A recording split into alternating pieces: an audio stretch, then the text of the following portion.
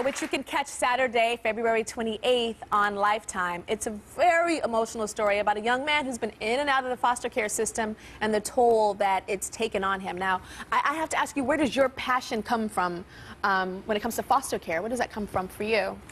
Well, in '97, I was in Miami, and Parker was just a little boy, and there was a 5-year-old girl who was raped and beaten in a one-bedroom apartment in Little Havana. And I somehow couldn't get it out of my head. And the doctor came to our house because Parker was sick, and I asked him, because he was at that hospital, if he knew the girl. And his college roommate happened to be her doctor. And I don't believe there are any coincidences, you know. So I arranged to meet her, and she was in a residential treatment facility for kids who were severely abused and who were in foster care. And it broke my heart to see there were toddler beds in this, you know, room for sexually abused kids. And I met this young girl and talked to her a little bit about her life, and I met all the other girls there. And when I left that facility, I applied to become a foster parent. And you have to take a course and get licensed. And how long does the course take? It takes a few months, you know, to 6 months. You have to go and get your home also certified so that, you know, the pool is covered and things that you don't have to do for your own kids. You know, you give birth to a kid,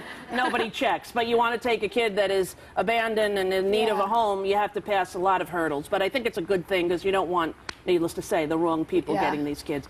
And then I was back visiting that other girl, and there was a brother and sister holding hands. They were the cutest kids I'd ever seen in my life. And the social worker told me they had been in 30 foster homes. Oh my gosh. And they were 3 and 5 years old. And so I did not tell Kelly, which I don't advise to people who are in a relationship.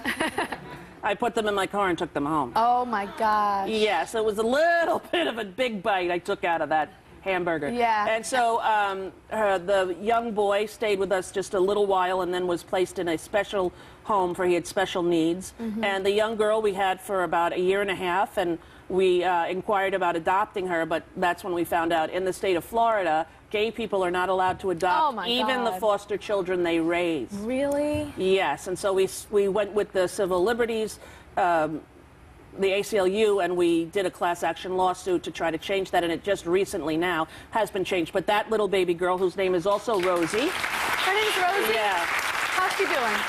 She's doing great, and my friends, Eileen and her husband, they adopted her. They have an older son, Kevin, and we see her frequently, and she's doing really great, and it's a good ending to that. Good, because as soon as you just said that, I got crushed for a I was second. not able to let her go back. It felt like I was on a, you know, the QE2, and here's a little baby with swimmies, and I was going to throw her in the ocean. I couldn't do it, and, you know, luckily we got the court system to work in a way. She was transferred to New Jersey, and my friends who were trying to adopt, you know, we made a transition, and she's still in our family, so that's a good The older thing. a kid gets, it's definitely harder for them to get permanently adopted, Without a doubt. right? And a large percent of kids who are up for adoption are, believe it or not, under the age of 8. And a lot of people think that, you know, the vast majority are teens, but there are many kids who are taken away at birth because the mother has either tested positive for drugs or has a history of child abuse. And, you know, some of those kids just need a safe place to land for a little while, just a respite.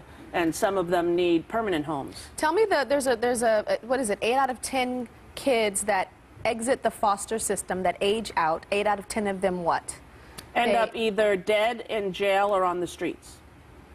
And 30,000 kids every year age out of foster care in America.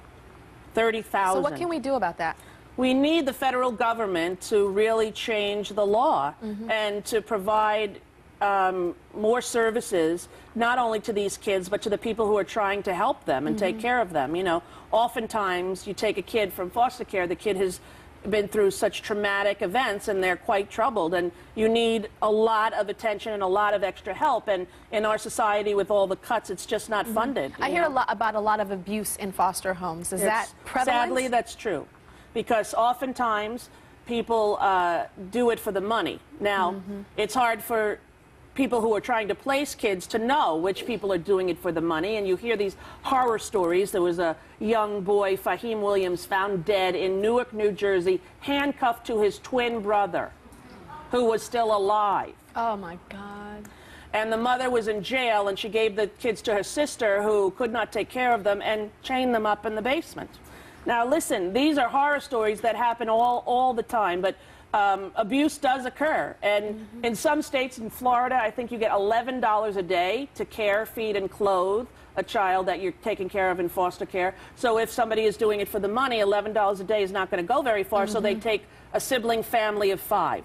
And that's $55 a day. And the cabinets are locked, and the kids live in one room, on one mattress. And there are horror stories that you can't believe these kids survive. The fact that they age out is a testament to their resilience. That they the are fact surviving. that they survived to be 18 without a home, in 30 different homes, some of which are very unsafe. We'll be right back.